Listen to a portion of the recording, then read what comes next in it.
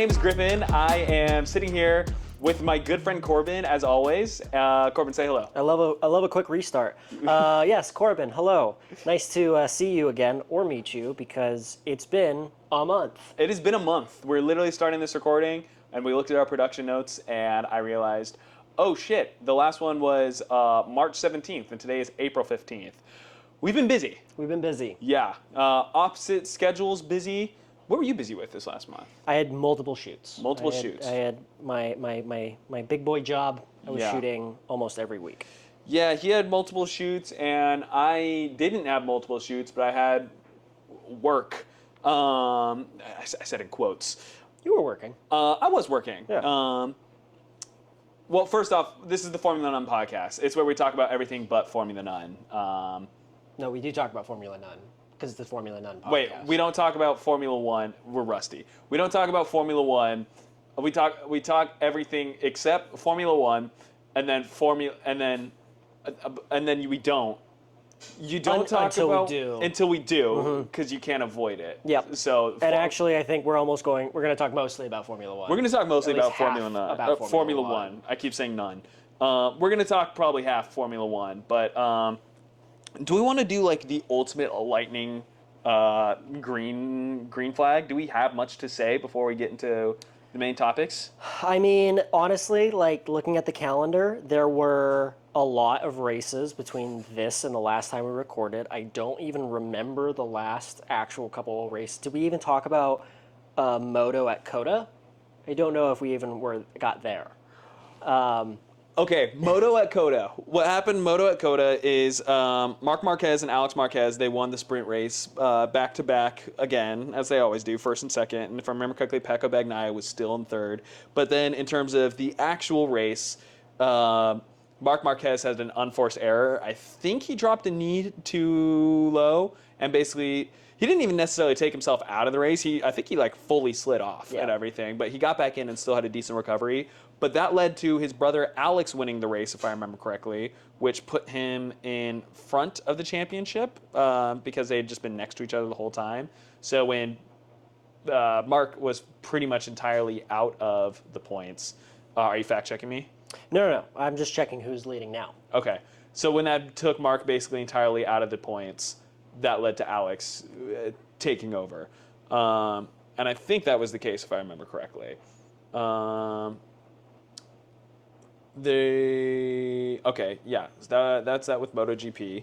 Yep. Am I right? Alex Marquez is in the lead? Well, since Qatar was this weekend, Yes. which Marc Marquez did go on to win. Yes. Because superhuman and all that. So yes, it is currently Marc Marquez followed by Alex Marquez leading 1-2, and relatively tightly. I mean, Mark is definitely ahead by 17 points, but those two are dominating. Yeah, because it looks like Alex Marquez, he finished in sixth. So he was very off, it looks like, which if Mark got first, that would have allowed Mark to like quickly get back into the lead. Let me make sure I was right. Bagnaia got first place at Circuit of the Americas, and Alex Marquez got second. Got it. But that was still enough to put him above his brother for just a little bit, for just another like a week or so. For a week. Marquez, he finished in... Oh, no, he didn't finish. Wow, fact-checking's kicking my ass. We don't have a fact-checker. Jamie, check that. That's a Joe Rogan reference. Yeah. Oh, boy. A big Rogan head. No, we are not Rogan heads. Wait, is this our alt-right turn, finally? This is the alt-right turn.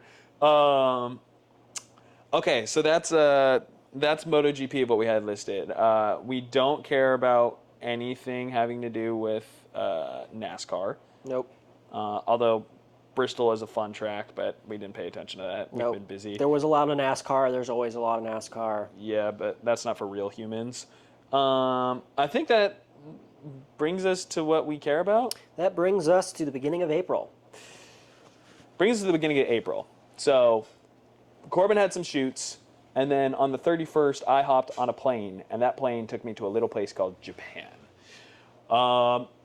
We're not here to talk about the rest of my trip, other than to say that it is one of the most incredible, beautiful places ever, and I would like to talk about it for several hours. But what we will talk about is Corbin, I went to the Formula One race out there. You went to the Formula One race. I went to the Suzuka Grand Prix, or I think it's called the Japanese Grand Prix, but it's held at Suzuka International Racing Circuit. Yep, I went. And how was it?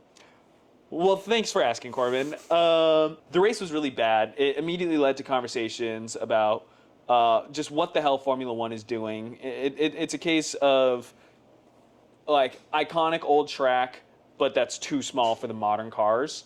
Like that's kind of what this came down to. And so you have this track that's like phenomenal, and all the drivers love it. And if you drive it in a sim or anything, you will love it as well because it's just like nothing but sweeping corners. It just feels good, especially when you get it right. It's a really, really cool track, really historic track. But the cars are too big. There's only one DRS zone, so there's no real opportunity to pass on the track, period. It's yeah, crazy. and there's no hard braking zones. Like everyone used to hate on the design of the Vegas Grand Prix, the track map, because it looks like an upside down pig. I remember seeing people do like spider pig memes from The Simpsons.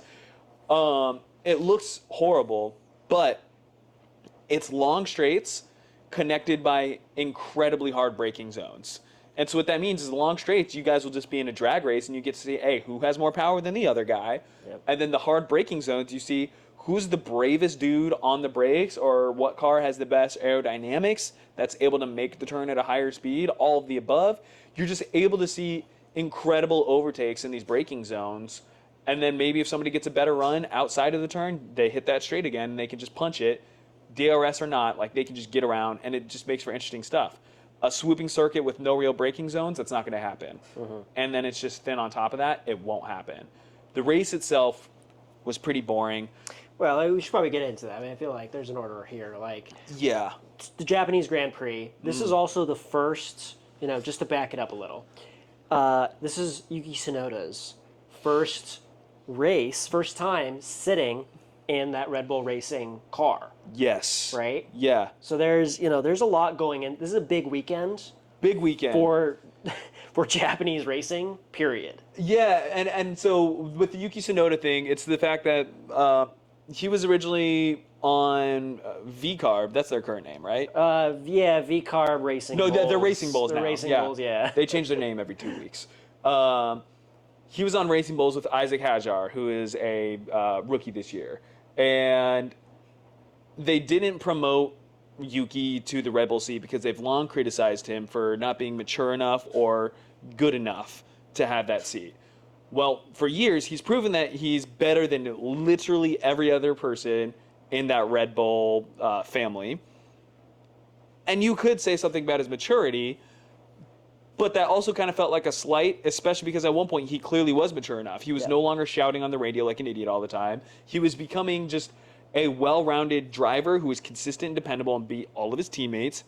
And he wasn't yelling at people on the mic. He was getting good at giving and receiving feedback. So he matured, and they still didn't promote him last year, which started a handful of people, myself included, were thinking like, hey, is this just racism at this point? Yeah. Like, why doesn't he have this seat? It felt really, really strange. I mean, yeah, that team, its ownership, the people that team associates with, it definitely doesn't like it. Yeah. There's a reputation. Horner, their team principal, is already a very annoying man in a lot of ways. And then Helmut Marko, their advisor, I forget his like full proper title. He's an executive. Yeah, he's like their He's executive. like in charge of drivers. Is like what he is. Kinda. But even then, he's not He's in like charge of officially an employee, if I remember correctly. No, not anymore. He's kind of like an executive eunuch advisor, Yeah. like an omnipotent advisor. Yeah. He's a special government worker. Yes. Elon Musk. He's the Elon Musk the of Elon Red Musk Bull. of Red Bull, That's crazy. yeah. That might be the title. Yeah. He will never work in Formula One if we put that title out, but screw it. Let's do it. This is Formula None. Yeah. Helmut Marko has felt like he's had a grudge against Yuki for the longest time because they promoted Liam Lawson over Yuki into that main seat, but Lawson was pretty much never better than Yuki last year, I feel like. And then beginning of this season, he had 2 back-to-back races that were nothing to report. And so after They were only 2 catastrophes. races, They were catastrophes. horrible. Yeah. After 2 races, Red Bull was like, get out of here, and they swapped him and Yuki. which was kind of, on one hand, great for Yuki. He deserves to be in the top 10, and he has for years. However, it's shitty timing because their car is so horrible right now. Yeah. So then it's like, all right, that's very backhanded because you gave it to him at a time where he can't make anything out of it. And then on the other hand, you're giving this to him before his home race with a car he's basically never driven, let alone at this track. And for like it being so late, it's already like a kind of hampered achievement. And then on the flip side, not to defend Lawson, but he was in Super Formula for years, and Super Formula is an exclusively Japanese series, so he knows Suzuka very well, and they cut him before the track that he would have actually had a meaningful chance to prove himself on, versus Australia and China, where he's never raced before, and Australia was in the rain. He still did poorly, but those are bad conditions for anybody, whether you're a veteran or a rookie. And then China, he just didn't know it all, and China's kind of like a bad circuit as I understand it. Yeah, China's weird. Yeah, so like you got rid of a kid before he had a chance to show what he was worth, and then you promoted a kid after he has shown what he's worth for years, and you guys still ignored him and give him the middle finger. Yep, yeah. I mean, the pressure couldn't be higher. It was just, Red Bull is in such a silly place, which is a very funny preemptive thing to say when all of a sudden you have, I mean, Max Verstappen, who has just no doubt proven himself to be one of the greatest 1,000% drivers ever. Yeah. Certainly a generational driver now, who went on to have one of the greatest laps ever to steal pole position and then maintain that position for the entirety of the Japanese Grand Prix. Yeah, like he's driving that piece of trash. He's driving a bad car. He got a flawless pole that Norris, if I remember correctly in interviews, is basically like, I don't know. Like, I don't know how he did that. Heroics. Yeah, Verstappen was incredible, but the Japanese Grand Prix was like as a viewing experience, not a lot to it. It was atrocious. Effectively qualifying determined the finishing order. Even like the start was just like a zipper, just this. Here we go. Nobody Line did up. anything. It was like notoriously low on complete overtakes. It was like really, really, really disappointing. It's weird being at a race and being bored. Yeah. Because I enjoy racing so much. I love the sound, the environment, the people, the spirit.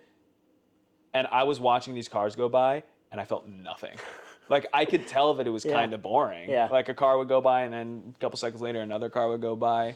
And a couple seconds, I'm like, all right. Yeah. Like, it was really disappointing. So, now that we've kind of preempted and spoke about the race, let's talk about your experience. It was cool being in an F1 circuit. Never been there. I was nerding out about so many things because I've played it a lot on Gran Turismo, so I know the track pretty well, and I was hanging out at Spoon Curve, and I was like, wow, this is cool. I am in this place. And that was awesome. It's weird seeing a grade 1 circuit in person because you can tell like everything had a brand new coat of paint, literally. Yeah. I like was zooming in so aggressively on my lens, and you could tell there was no more than like a 2 millimeter difference in the gravel. Like all of it was perfect. In between every session, the marshals, they walked out with their they had wooden brooms, not even like full push brooms, like wooden like witches brooms, and they were cleaning off anything that was there. And it was like rarely like actual. It's not like it was carbon fiber or car parts that were sitting there. It was just like, oh, there's a speck of dirt, get it out of here. Like they just kept it so pristine. Runoff zones that are like the size of a football field. It was kind of interesting just being in that environment and seeing what I've like read about for so long. I'm like, wow, this is it. It was really weird hearing the Formula One theme song in person. Like they do have pageantry. Oh, so they played the theme, intro? Really? The intro theme, because they have stages and like the speakers all over the place. No, we didn't have a band. Oh, okay, yeah. Okay. No, they actually may have had a band for like the national anthem and that stuff. Right, but I don't know because I wasn't over there and I didn't have a screen next to me. But that is crazy though to hear it in person. Hearing it in person on massive screens, I'm like, it was weird during the driver's parade where they're on top of the van and like going by, because I'm like, oh, Hamilton's here. Like I'm looking at Lewis Hamilton right now. My own eyeballs. With my own eyeballs. And there'd be moments I'm taking photos and I'm seeing like their hands cross over in the steering wheel, and I'm looking at their helmets. I'm like, that's a person in there. But at the same time, I'm looking at them on the back of that bus, and I'm like, all these men are like killers. Like, these are crazy men that are just on the back of these things, and they're ready to put on the most like daredevilish dumb show for us. Again, it ended up being a boring race, but it was still like, it was like I was seeing murderers in person. Like, I just felt like uneasy for a moment. Like, oh my god, y'all really are people doing this. I don't know. Yeah, it was interesting. The people there are great, though. Japan is notorious for having a lot of very passionate fans, and they come out dressed up. So there are people wearing like the rear wings on their helmets with like the DRS flaps. There were some people who had a roll hoop. Other people had like entire model cars that were built on. Like, there was just all types of insane decorations. There were people who were dressed up as like Batman, but their suit was like painted to look like a race suit, like a Formula One fire suit. It was just like, the spirit was insane. Food was pretty solid. I think the coolest thing, I would say the two coolest things, is it was like a full amusement park was there as well. Oh, wow. Yeah, there was like Ferris wheel, multiple roller coasters, like a mini motorcycle racing circuit. Like, I'm talking like mini, like very, very small. Grown men, like knees up to their elbows, hunched Cross over. rockets. Yeah, and they're just like racing each other at 4 miles an hour, like full lean. It was hilarious. But also, there was a museum, a Honda F1 museum on the circuit. And you walk in, you see like Senna's machines, you see the original Formula One V12, like RA2, whatever it's called. That was like the era where there was no aerodynamics, and it was just like a bathtub on wheels that goes 180 plus miles an hour. It was really, really cool being in that room, especially. Yeah, I'm thankful that I went to it, despite the fact that it was an absolute snoozer. Yeah, I don't know how much more I might have to say about it. I don't think I really do have much more to say, other than it was cool being there, but aggressively disappointing. With the race itself. Was there any feeder series going on, like not Academy feeder, or but F2? there was a Porsche. I don't know if it was Porsche Cup, but there was a Porsche thing and a Ferrari challenge. Okay. Which I don't care about those. At least at F1, because Europe is like very gentleman driver, just like kind of as a whole. So I'm like, I don't need to watch these guys with their Ferraris and Porsches drive around. Like, yes, they are actual race cars. Yeah. It's not like, oh, I bought a $1 million Enzo Ferrari and I'm driving that. It's like, no, this is still a real racing series, but I don't need to watch these just like generic rich guys do rich guy racing. I'm good. And yeah, it just, those feeders weren't as enticing to me as, some other races I've been to. Yeah. Yeah. Do you want to get into those races? What did we do this last weekend? This last weekend, we had a full weekend. My chest, I don't know if you saw, is burned. Oh, I is have it? A V. I have can a see it, burned-in yeah. V because there was more racing. In fact, there was a whole lot of racing this last weekend. Yeah, there's a whole lot of racing because the IndyCar Acura Long Beach. Wait, nope. IndyCar's Acura Grand Prix of Long Beach was this last weekend. And it was phenomenal, dude. I mean, I want you to talk about it a little bit more because that's really your second racing event, period. Yep. But first, like, grip track event. Yeah, first proper, like, at a... I guess it's not a circuit, it's a street circuit. But, it's proper series. It's national series. Mm-hmm. So, I only went the last day. I was only able to go on Sunday during the actual IndyCar, which... Would you consider that the premier race of the weekend? IndyCar? Yeah. Yes. Yeah. Okay. That is an IndyCar event. Yeah. Yeah. So, Long Beach is pretty close to us. It was wild. I mean, it was like going to a comic convention or a music festival. It was, of course, you go through security and you're walking through. They actually have a convention going on, like a exhibition where people are trying to sell you things, and it's also like autographs here and go check out the cars there. And they had historic vehicles. They had so you said they had Senna. They had one of Senna's cars at the F1 I thought it was one of Alan Prost's there. at Long Beach. It was Senna. Yeah, it was Senna's as It had well? Senna on the side. Oh, Okay, yeah. tight. So they had one of Senna's V12 Honda in one of his last vehicles there, which was very cool. I Yeah. didn't realize until I was like looking at. I'd been looking at it for like ever and didn't bother to read the plaque until like. You were just I had, like, amazed come at the back. vehicle in I front was of like, you yeah, before. this is dope. And then I looked and I was like, oh, it says Senna on the side. And I looked at the plaque and said, this is Senna drove this V12 Honda. Yeah, that was extremely cool.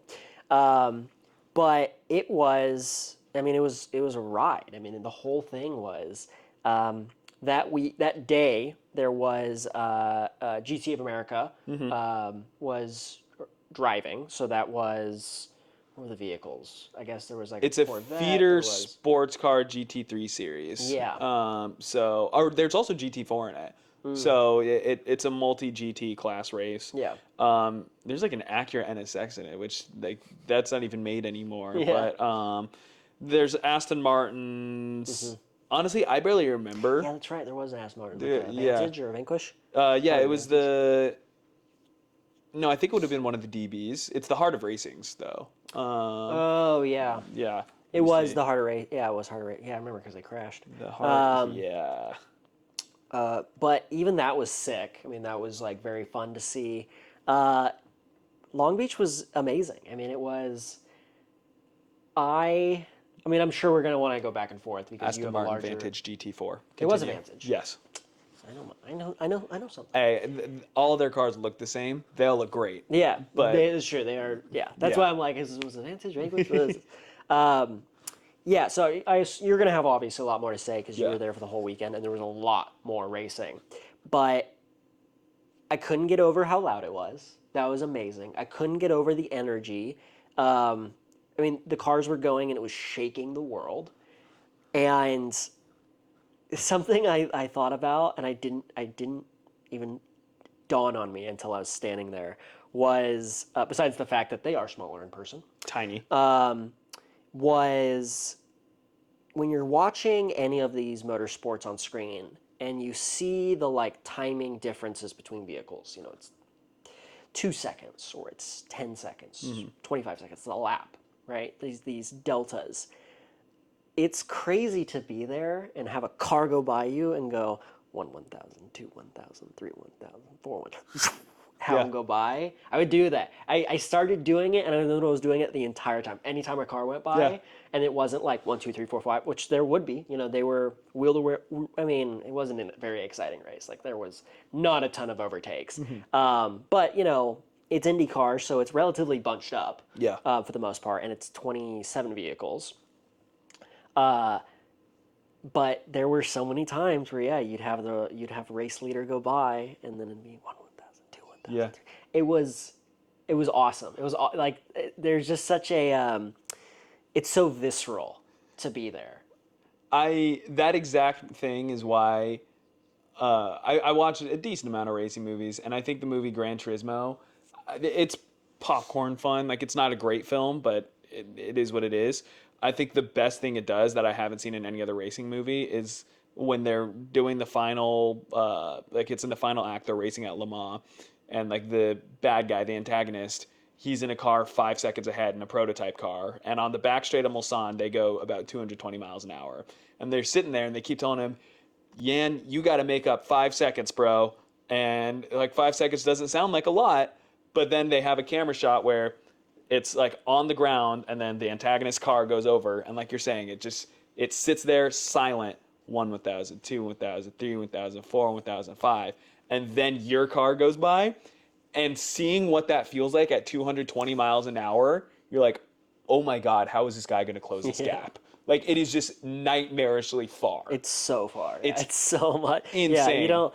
It's like timing makes sense as opposed to distance, because distance, it's absurd. I mean, Yeah. like when they're going 180 miles per hour down shoreline, I mean, it's just like, that's so far. It's insanity. Yeah. And I mean, I've said to people for years, because I have a lot of friends who like confuse or find it funny or corny how much I like racing, but I'll always tell them, I'm like, the first time you go to a race and you seeing how fast 180 miles is that Yeah. close to you is already crazy. Oh, yeah. Right? Hearing it is another thing. Like Yes. you're saying, you said, I couldn't believe how loud it is. Yep. But then also, like you said, feeling it shake everything underneath you. Yep. It is an incomprehensible way to overwhelm your senses. Yeah. It's insanity, but I think that's why it's so cool. When my roommate went last year, he had never been to one, but as soon as he did, he looked at me, he's like, this is the coolest thing ever. He was like, I need to come every year. He didn't come this year, but like he was at least temporarily converted and wouldn't stop talking about it for several days. Yeah. Extremely cool. Yeah, and there's that feeling of standing, just on the other side of that catch fence, and they're like coming at you. They'll come around a hairpin, zoom, and then they reorient, and then they're coming straight at you, and then nope, there's another turn right there. Yeah. I mean, I kept thinking, I was like, I don't feel in danger. I'm not like scared, but I have this like uneasy sense of like there's like anything could go wrong and it would be so bad. Like Yeah. just the speed and the weight and everything, it felt impossible. It felt impossible to witness. It kind of is. That's the reason why I was looking at the Formula One guys, and I'm like, you guys are killers. Like, you're insane. Because even then, so they only top out at about 180 miles an hour at Long Beach. But imagine this. At, what's it called? Indianapolis? They average 60 miles an hour faster than that. Yeah. And you were already thinking that was incomprehensibly fast. Yeah, And F1 cars, incomprehensibly fast. they corner a shit ton faster as well. Yeah. So the way you're sitting there looking at them come at you and you're kind of scared, like, oh my God, they're really barreling at me. Not as fast as an F1 car will hit that corner. And that's not to say that these Indy cars are slow, because they still are very high downforce. Like, they're still whipping it around. Yeah. Here's also something to consider. Do you know how much horsepower an F1 car makes? It's like 600, right? No, they make about 1,000. Oh, they do? Oh, okay. Yeah, they make... None of them have been fully dynoed. They kind of keep it secret, but they're all about 1,000, usually more. Indy cars, depending on the track, they make 600 to 700. Oh, okay. So imagine that with a bigger power plant in it. 300 more horsepower, yeah. Insane. Yeah. Yeah. Yeah, because they're making comparable speeds at times with a 300 to 400 horsepower deficit. Yeah. Insanity. Yeah, it's really, crazy. really, really cool. But, I mean, I will say, I think you missed kind of the coolest parts, which is, or not the coolest part, but it has a second series that's racing that weekend that is just about as big in this modern age of, like, the second coming of motorsports. Or not the second coming, but just this modern age of motorsports. IMSA was there. And they were racing GTP cars as well as GTD. So GTP, those are the prototype ones that are kind of the closed cockpit Formula One, and GTD, it was the amateur class, not the GTD Pro class where everybody is a professional lifetime driver. I wish you were there because it's cool in general, but I mainly wish you were there so that you could hear that sweet, sweet, glorious Cadillac V Series V8. Sorry? The Cadillac. Oh, yeah? Yeah, I really wanted you to hear the Cadillac. Nothing else? Oh, Aston Martin was there with the V12. Oh, yeah? Yeah, They were there with the V12? Oh, yeah, there was a V12. I do wish that you heard the Cadillac because that changeover from when coming out of the pits? I didn't even think about the fact that it goes in the pits while I'm there, so I should stay in the pits so I could hear it. I didn't think about it. Really? So I didn't hear it do the kickover. I never have. But still hearing it in person, the way I've described it to people is like all race cars are loud, as you just talked about. You only saw the Indy cars, which first off, people complain about F1's noise all the time and how they don't sound good. I can confirm, having gone back to back, they do not sound as good as they should. Indy cars sound so much better. Really? It's crazy. Not that F1 sounds bad, but it is a lot quieter. Like, I didn't feel the need to put my earplugs in once. Wow. Yeah. And sure, they're further away, but earplugs are earplugs, noise is noise. I didn't feel like I needed them, and I went without them all weekend long. Whereas, like, even walking away from the Indy cars, like, I still want them in at a lot of times. Like, I'll just start to leave a building, and I'm like, no, put them in. But yeah, the Cadillac, I've always talked to people, I'm like, all race cars are loud, and you hear them coming around the corner. But that Cadillac, you hear from like an extra mile away because it's just so deep and grumbly and it's just aggressive. It's insane. I heard the Aston Martin in person this weekend with that high revving V12, completely naturally aspirated, 6.5 liters. Such a massive engine, so insane. Even if this wasn't a V12, the idea of having something more than like 2 liters in racing these days is already crazy. I think it was F1 is like 1.7. They're 1.6 liters, and IndyCar is 2.2 liters. It's So 6 point. it's literally almost triple the size of an IndyCar engine. Triple the size, double the cylinders. On the low end, it's not that crazy. It sounds like basically any other race car. Because the first time I really started to hear it was around the hairpin, turn 11, before the front straight to get you to the finish line. And it comes around, it's like, and then makes the U-turn. And you're like, all right, that's fine. And then it puts a hammer down. At first, you're like, okay, yeah, it's still going. And then it is so overwhelmingly loud. At one point, I was on pit lanes walking back towards the hairpin on Saturday, on race day. And it was coming by, and I took my earplug out just to hear it.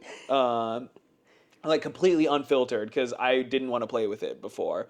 I take my earplug out and I hear it going by, and it sounds like when your microphone is clipping because the levels are too high, and it's just like, it was a temporary loss of hearing.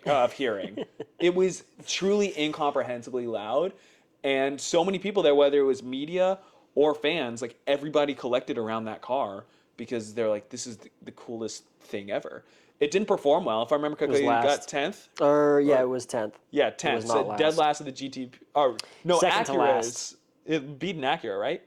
It beat a Cadillac. Yeah, that sounds right. I think that Cadillac DNF'd though. That's probably. Yeah. I said it was running. No. All right. Well, either way. Regardless. It didn't perform well because it kind of hasn't at pretty much anything. But again, it's its first year doing this. So the fact that it's even finishing races is huge compared to so many other people. But man, that thing was insanity. Yeah, I would have loved to have seen that at Shoreline, like just down that straight. It kept going. And like I said, you can hear the Cadillac coming. You just continue to hear the Aston Martin going. Yeah. Like, it's already halfway down Shoreline, and you are still hearing in the distance. It's mind-boggling. I've never heard a V12 like that before, and I don't know if the world ever will again. Yeah. I loved it. In terms of the results, Porsche Penske won. They are 3 for 3 on winning the races. I think this car specifically is the one that is 3 for 3, if I remember correctly. Okay, now I have good results. So now I can actually confirm, first of all, that the Valkyrie actually did not do that bad. It finished 8th in its class. Okay, so it did beat the 2 Acuras, right? It beat the 2 Acuras and one of the Porsches. Yeah, and that Cadillac that was in 10th, they had an issue, if I remember correctly. They did have an issue, which is why they started in the back. Yeah. They did finish ahead, so. Yeah, they beat Acuras at Acura's home race. Yep. Yeah. They're literally the title sponsor of the event, so. And then as far as GTD goes, it was actually a Porsche. It was Rexy. Oh, Rexy won? Mm-hmm. Rexy won. Was Vassar Sullivan like right behind them? Behind, yeah. They second and third. They also podiumed. Great. I mean, Vassar Sullivan, they're just great. I think their car is ugly, but it constantly performs. The only other thing I think is really worth talking about from that weekend is one of the other cooler racing series, and that's Stadium Super Trucks. Oh, Stadium Super Trucks. I have long described Stadium Super Trucks as being the ultimate spectator event. Yeah. Because it's racing. You see something go by fast, you hear it, you feel it. But these are trucks that top at about 140 miles an hour, which is slow compared to everything else that we're talking about. But they're trucks. So they come into turns, and half the time they're on at most 3 wheels. Sometimes they're like 2 wheels into a turn because it's like the full Like it's massive, like trophy truck type suspension. So they're just bending it They're on just like turns. mini trophy trucks. Mini trophy trucks. Did you see them when they were like lining up?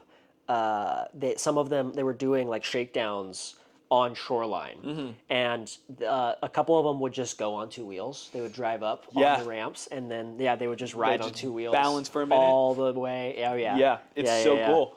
And then the coolest thing he just mentioned, ramps. So these things There are are already ramps. going fast. And they're already bending it on two wheels, and then they just throw ramps in the middle of the straights, and they just go and they jump, and there all of a sudden there's a, I don't know, 1.5 ton truck, Yeah.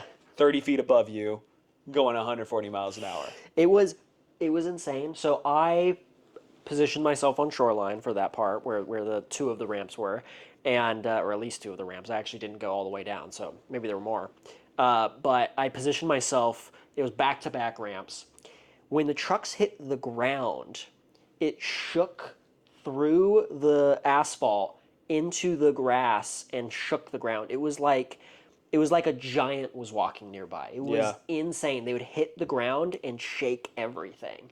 And it was more so than when the other series were racing. Faster, but it was like the amount of vibration was insane. It's wild. It ruled. It is just wild. And it was only 9 laps. I mean, it's super small. extremely short, Super short. half-hour long. They do another race the day before. Right. I think they may have done 3 races. Is that right? I don't know. They do multiple races through the weekend, same way GT America does. Yep. But yeah, again, do you agree with me where it could easily be the ultimate spectator sport? It was awesome. I mean, it was like, I was weirded out when I saw the schedule and saw there's something after IndyCar. Why is like that's it, right? Like that's the end of it. And no, it's kind of like the perfect way to send it off. It's the perfect nightcap. Because it's so brief too. It doesn't overstay its welcome at all. And I think the fans who start to get out, I kind of felt this way one of the years I went, where like you start to get up and then you see that ramps are coming out on the track, like what's happening? Like in the middle of the podium ceremony, Yeah. there's just forklifts with ramps driving onto the straight. And then just drop it down, and then cars start ripping it. It's sick. It was awesome. Yeah. It was awesome. Honestly, like, next year I'm going to try. It's tough when it's my fiance's birthday weekend. It's definitely something I want to see the rest of. I definitely want to see IMSA there. Yeah. I think it'd be a fun weekend to just spend there. I mean, you had a unique experience. You were working the event. I was photographing it, and it's a pleasure getting close. Is all I could say. Just unrivaled access to everything. I loved it. Yeah. Great. Big fan of Long Beach. Big fan of Long Beach. I feel like this is a case of car go vroom good. A lot of cars go vroom good. A lot of cars go vroom good. From every series all across the world. Yeah. Thanks for watching. Hopefully this next episode doesn't take us a month. I think we're both slower enough that it can happen pretty easily. Well, we'll see. Yeah, fingers crossed. Maybe we jinxed ourselves. Up next in terms of... We have the Saudi Grand Prix, and we have WEC. We have WEC in Italy. Is that this weekend? WEC? That is this weekend. Okay. I'm excited for that. Yeah, we got... when was the last WEC race? It's been a while. It's been a long time. Yeah. So I guess I'm mainly going to care about the WEC one. I think, then WEC will be cool to... tune into some of Saudi. So, yeah. Until then, thank you so much for watching, and we'll talk to y'all later.